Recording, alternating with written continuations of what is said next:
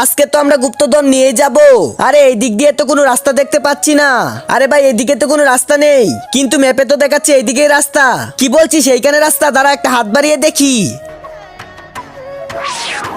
এক কাজ কর, তুই আমার হাতটা শক্ত করে ধর। আরে বাবা রে, এটা আমরা কোথায় চলে আসলাম? ভাই আমার তো অনেক ভয় করতেছে রে। এটা তুই কি বললি? আমি থাকতে তুই ভয় পাচ্ছিস? তোর একটা চুলে হাত দিলো আমি তাকে খেয়ে ফেলবো। ওইটা বাদ, মেপে দেখাচ্ছে এই গাছটা নিচে গুপ্তধন আছে। নে তুই গিয়ে কুদ।